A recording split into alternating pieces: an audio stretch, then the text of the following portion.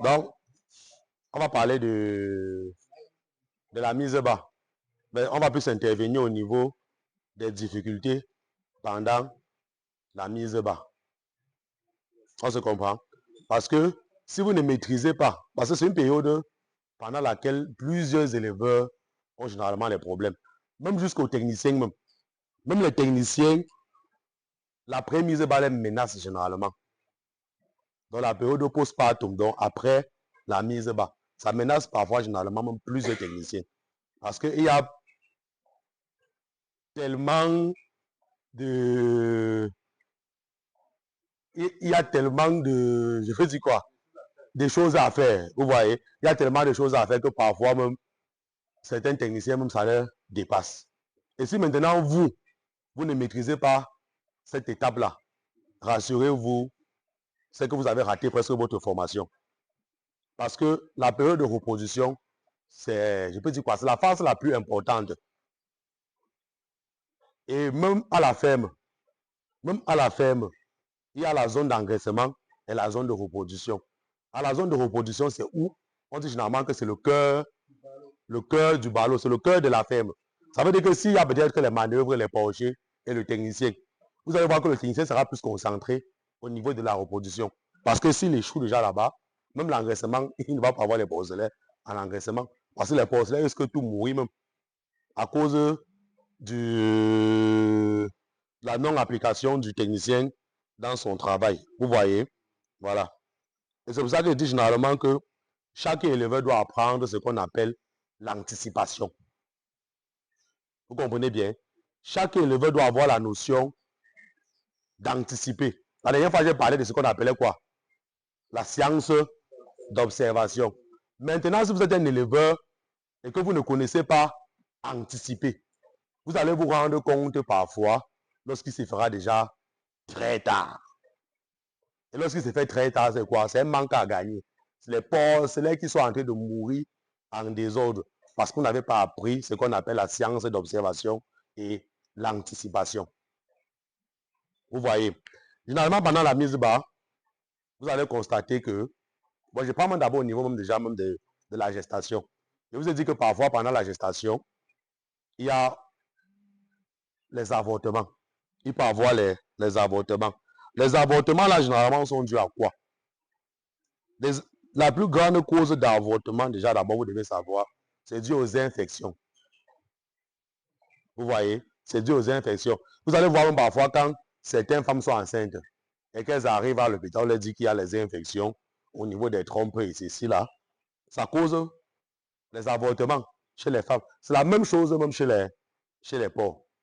C'est pour ça qu'avant de croiser vos truies, vous devez déjà prendre la peine de vérifier que vos truies sont en bonne et due forme, elles sont en santé. Parce qu'une fois déjà que la truie est gestante, c'est la même chose que chez les femmes. Une fois déjà qu'elle est gestante, il y a maintenant certains médicaments qu'elle ne peut plus prendre. Et parfois, l'avortement va seulement arriver, on ne peut plus rien faire. Parce qu'il y a certains médicaments que même si elle prend, ça va tuer même le fœtus dans son sein. Vous voyez? Donc c'est pour ça qu'avant de croiser votre truie, prenez déjà la peine de traiter déjà toutes les premières maladies là. C'est pour ça que généralement je préfère que avant de croiser votre truie, vous les vermifugez déjà d'abord. Antoine, filme plus les gens et comme ça. Vous vermifugez déjà d'abord les truies. Et quand vous avez vermifugé les truies, vous pouvez mettre déjà la truie. Vous pouvez faire un petit traitement d'antibiotiques à la truie. Déjà pour éliminer déjà, s'il avait quelques infections, que ça balaie déjà ça avant que vous croisez la truie. Parce que pendant la gestation, il y a plusieurs antibiotiques que la truie ne pourra plus prendre. J'espère que c'est clair. Et une autre cause des avortements aussi, déjà, parfois, pendant la gestation, c'est dû aussi, parfois, à une mauvaise alimentation. Il peut y avoir une intoxication alimentaire et ça cause l'avortement chez la truie. Vous voyez, ça peut être aussi dû au mauvais suivi. Ça peut être dû aussi au mauvais suivi. Donc, quand je parle au mauvais suivi, ça veut parfois dire que vous avez peut-être laissé les truies dans les mauvais états. Parfois en absence d'eau, parfois vous n'alimentez pas bien la truie, tout ça. Ça peut aussi causer les avortements chez les truies. C'est bon, non? Maintenant, lorsqu'il y a mise bas, la difficulté peut être quoi? La difficulté peut être que pendant la mise bas, le porcelet, les porcelets tardent à sortir. Quand les porcelets tardent à sortir, vous constatez que les porcelets tardent à sortir. Qu'est-ce qu'il faut faire, d'après vous? C'est une technique. Hein? Voilà. Donc, ça veut dire que si vous constatez que les porcelets tardent à sortir, vous avez pris la première technique, qui est l'intervention du technicien. L'intervention du technicien se passe comment?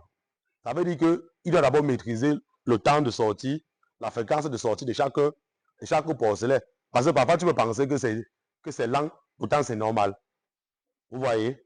Ça veut dire que généralement, les porcelets, chaque 10 minutes maximum, il y a un porcelet qui est censé sortir. Vous voyez? Mais si vous constatez que, par exemple, la truelle est tellement fatiguée et qu'il y a encore beaucoup de porcelets dans son sein et que ça ne sort pas, vous pouvez intervenir. Ça veut dire quoi? Comme elle expliquait tout à l'heure, vous nettoyez normalement les mains, vous mettez les gants et vous envoyez tout simplement votre main au niveau de la vulve de la femelle et vous essayez de tirer le porcelet. Parce que parfois, ça peut être qu'en voulant sortir, il n'est pas sorti normalement, il a bloqué d'autres porcelets. Vous voyez? Et quand vous allez revenir à la forme normale, il va sortir tout simplement. La forme normale de sortir le porcelet. Le bébé sort comment? Voilà. C'est la même chose chez les porcs. Ça veut dire que le bébé sort par la tête. Ça veut dire que même chez les porcelets, c'est la même chose. Parfois, certains bébés peuvent sortir par les pieds. Certains porcelets aussi peuvent sortir par les pieds. C'est la même chose. On se comprend. Mais l'essentiel est que quoi? Que le porcelet sorte. C'est ça qui nous intéresse. Et il n'y a rien de compliqué dans ça. Hein? Parce que certaines personnes vont dire que non, est-ce que la main peut entrer? La main entre sans problème. Vous comprenez? Parce que quand la tuile est déjà presque à terre, jusqu'à y a la mise bas, vous voyez sa vulve, non? Sa vulve s'ouvre comme chez les femmes. Hein? Si peut-être que tu vois une fille, tu dis que ta main ne peut pas entrer là-bas. Certaines personnes peuvent dire que ça ne peut pas entrer. Pourtant, quand elle veut déjà accoucher, tu envoies ta main, ça entre, non? Vous pensez que la tête du bébé sort où?